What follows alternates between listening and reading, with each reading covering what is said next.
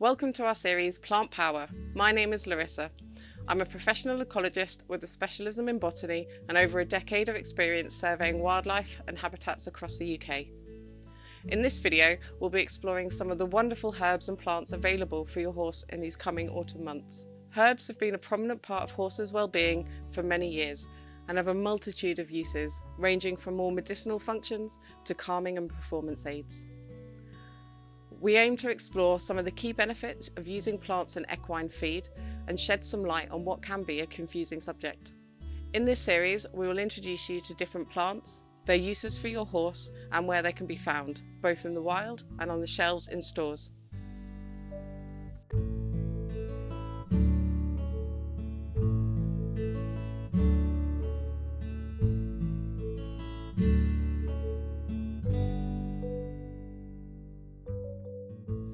Nettles can be found across the UK in a range of habitats and are one of the most nutrient-rich wild plants packed with iron, calcium, magnesium, vitamin C and protein.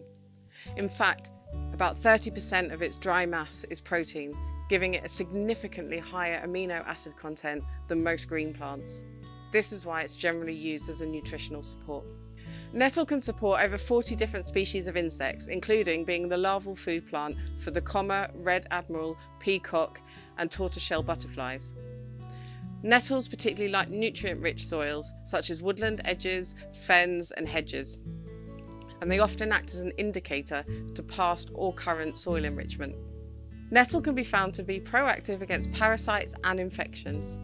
It can also support healthy digestion, skin metabolism, heart and blood health, and the immune system. It can also be an anti-inflammatory and antioxidant. So what are the main benefits of feeding nettle to horses? Ultimately, it's the nutrients and boost to overall well-being. Is fresh stinging nettle safe for horses? Well, yes and no. When fresh, the stinging hairs can release irritating chemicals that can cause temporary swelling and discomfort, but that's why generally horses will naturally avoid it. But when dried, it's completely safe and highly palatable. We won't have to go far to find some nettles, but let's go out and explore some different nettles in the wild. Are you coming, Horace?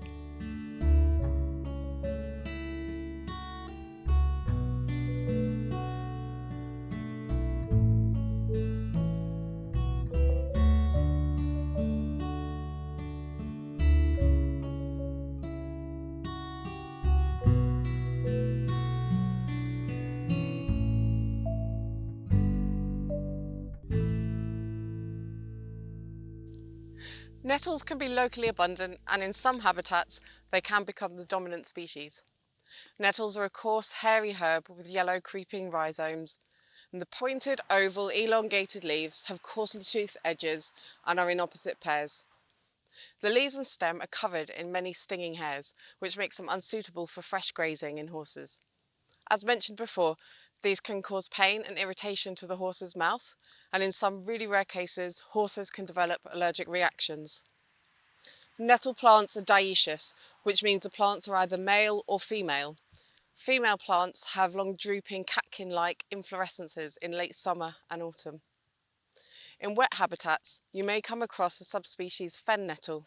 Very similar in appearance to common nettle, but the fen nettle's leaves are more elongated and the plant is without stinging hairs. But there's only one way to find out. That was the stinging variety. Nettles can be trimmed or cut in the field, and as they wither, they lose their stinging hairs, and horses will find them much more palatable. Let's have a closer look inside.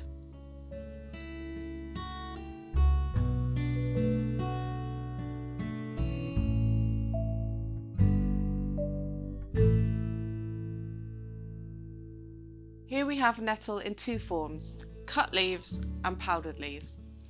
As mentioned, horses will readily seek out this herb if cut down and left in a field to dry out so they no longer sting. But the work has been done for us here. Both forms of nettle are used in herbal supplements and as individual herbs for horses' feed.